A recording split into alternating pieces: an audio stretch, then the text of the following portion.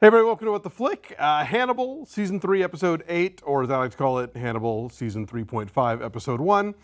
The Great Red Dragon, Bibbs, Alonso. All right, since you know the books, yes, why don't you maybe take us into the Tooth Fairy a little and what this show is doing that it hews with the Thomas Harris version and then where it departs. Well, first off, for those of you who may not know or may not remember, Hannibal the series is based off of the characters and events in Red Dragon. If it wasn't in Red Dragon, they either couldn't use it or they had to pay out the nose for it. So this is kind of what this has all been leading to. This has all been a prequel to this story. So they had better have made it good, and I think they have. So they've arrived at Red Dragon. We've arrived at Red Dragon officially as of this episode. There are certain elements of it that are quite different, mostly because of the buildup. Alana Bloom is now running the mental hospital where Hannibal Lecter is living. Hannibal Lecter is obviously more of a focal point than he was in the original novel when he really was more of a side character who was very interesting. But overall, this is actually pretty faithful. A lot of the incidental details are different. Jack and Will reunited in Florida. Who gives a crap? I don't care. They look fine in the snow. But basically, we're at the book. Will has a very checkered past with criminal profiling, serial killer profiling. It's really damaged him, as we have seen very clearly on the show. He hasn't done it for several years.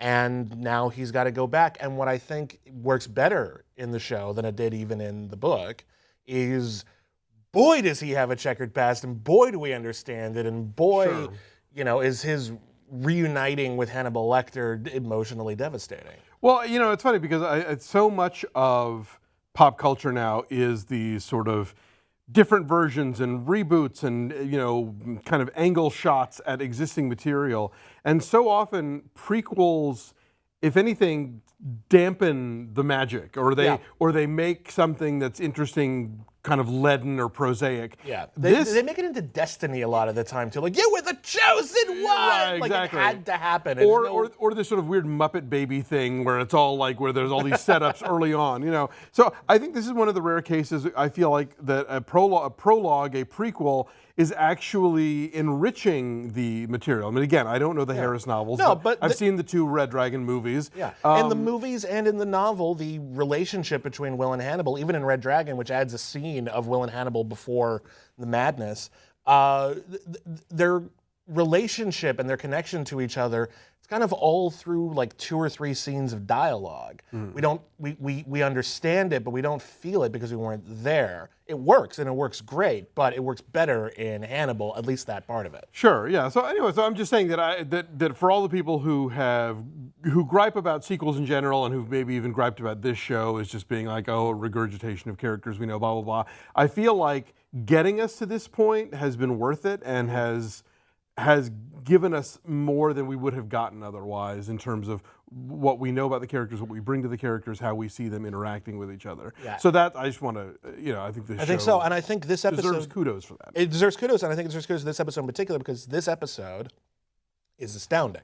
Sure. I think this episode is genuinely incredible, particularly, they had a hard job with bringing Francis Dollarhide, the Red Dragon, the Tooth Fairy, into this show. Because first season alone, we were introduced to so many colorful, ridiculously inventive and crazy homicidal maniacs. Right. That, people who made violin strings out of real human guts, people who made totem poles out of hundreds of dead bodies. Right. Corpse origamis. Exactly. Like, what are we supposed, like, how was Francis Dollarhide gonna be significant? And then the first scene in this episode is a montage that is fantastically scored.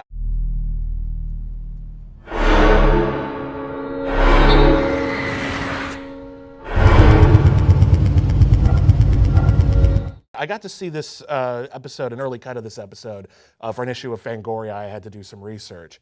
And originally, the opening montage of Francis Dollarhide discovering William Blake's work, working out, trying to transform himself, was set to Thunderstruck by Two Cellos, a cover of an AC/DC song. It had a very rocky sort of motif to it. It was Rocky the movie or Rock-Y? Rocky the movie. Oh, okay. Like it was basically like I am becoming training better. montage. It was Gotcha. kind of Okay, all yeah. from Dollarhide's perspective. He feels he's becoming better. The way it looks now, and granted I might not have even fully appreciated this if I'd only seen the episode now, but the way it looks now is it's the coming horror. It's the coming dread. This is important. This is significant. They talk about how Hannibal Lecter is passé. The Red Dragon is where it's all about because he is preying on families. He's anyone across the country. He could be anywhere. He could be doing anything.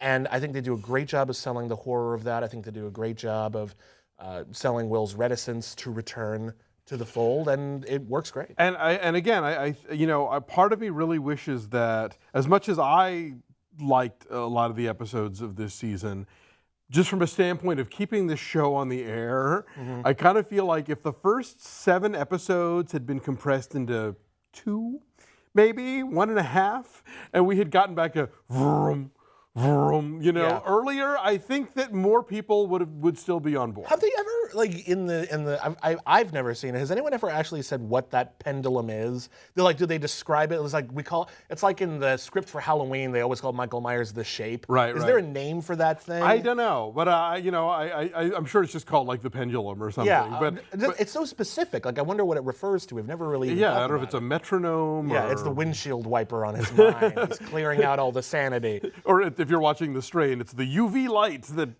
sweeps across the room. Anyway, so yeah, I just watching this, I thought, okay, yeah, so now we're back on the footing that this show originally established.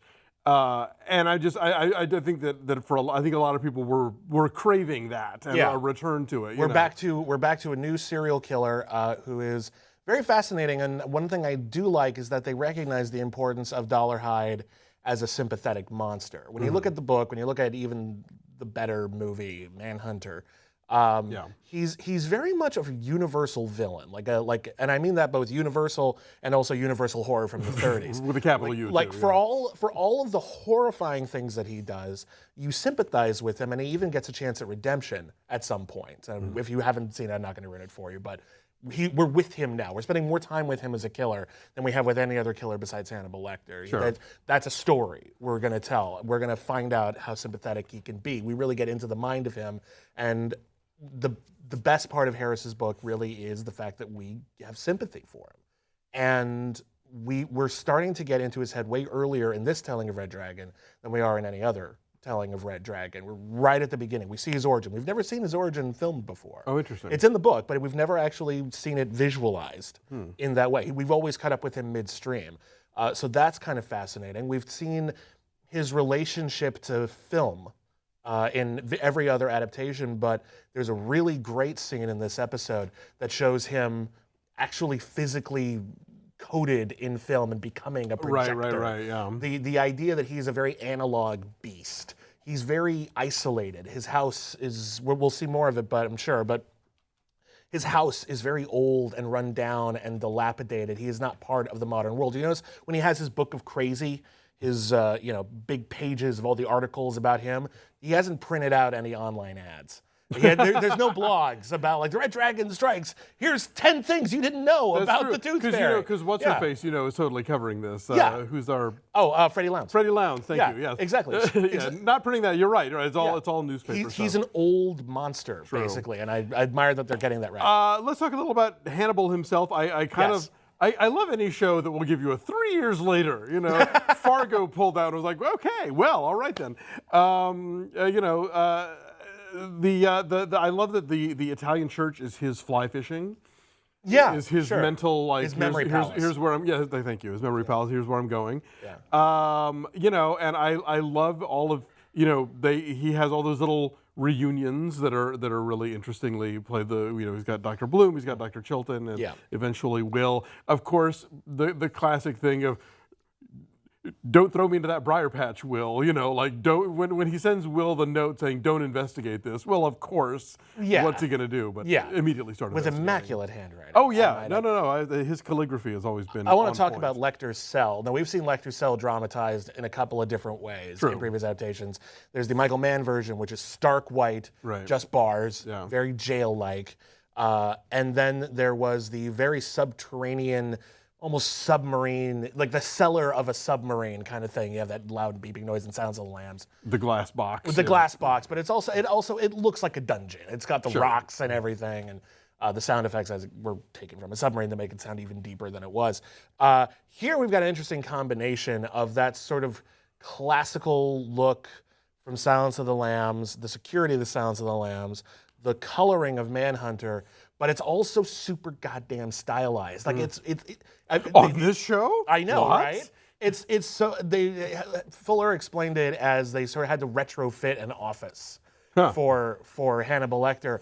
Why? Why does he get an office? Why are people making nice food for him? Is it just Alana being grateful that he killed Mason Verger, or he took the fall for Mason Verger more accurately? Well, I mean, clearly, she feels guilty that I think she feels like she somehow aided and abetted in him not being executed. Possibly. They talk about how he's been convicted of or was tried for I think 13 murders. That's a very small amount of murder. I was gonna say, yeah, that's for this show. I think he killed more people at Verger's house. like seriously, that's less than half a season of murders for Hannibal, because he's always killing people off screen. I know, yeah. I mean, for the Chesapeake Ripper, that does seem like kind of a low number. Maybe that's just what they could get him. Well, on. Obviously, yeah. But, I mean, he's pretty good at covering his tracks, obviously. Yeah, I don't know. It was an odd number. By the way, since we mentioned Manhunter a couple of times, I just want to say, until Mads Mikkelsen, Brian Cox was always my favorite Hannibal Lecter. Brian Cox is a great Hannibal Lecter. Yeah. If you haven't seen Manhunter is not widely seen enough. It was the first adaptation of not a Thomas Harris novel, of Red Dragon, directed by Michael Mann, starring William Peterson from CSI, Joan Allen, Tom Noonan. Great movie, very stylish, very 80s, so beware. But Brian Cox was the first Hannibal Lecter, and he is so slippery and so... There's a romance to the way Anthony Hopkins played him, this sort of very snake in the garden kind of thing. Brian Cox was so matter-of-fact and chummy. Yes. He just got under your skin without you noticing it. You can tell Hopkins was doing it, and it was still brilliant, but yeah, Cox is more subtle, I think. And also, I love that movie, the High Museum of Art in Atlanta is a hospital for the insane. That's true. That's great. Anyway, so back to this. I think, obviously we know how the rest of the season is, where it's taking us. I think this is going to be an arc that's going to carry them for the most part. I mean, it's got to follow parts of the book, but it is also Hannibal, the TV show, so we can expect there's going to be twists. No, and I don't mean we know as in it's predictable. I just mean we know that this is the road we're going to follow for a while, which is the pursuit of the Tooth Fairy / Red Dragon, whatever. Yeah. And yes, as you pointed out really quickly, there's a new issue of Fangoria where Brian Fuller was the guest editor, and you wrote, how many pieces? I have 4 pieces in that issue of Fangoria, all Hannibal related. Interviews with Mads Mikkelsen and Hugh Dancy together, Gillian Anderson, Richard Armitage, who plays Francis Dollarhide, and Neil Marshall, who directed tonight's episode. It's really dense, has a lot of great information, and I'm very proud of it. And an article by my husband, Dave White, so do pick that up if it's on newsstands near you. Are there newsstands near you? There are still occasional newsstands. I think it's out next week. Cool, so be on the lookout for that, and we'll be back next week. Thanks.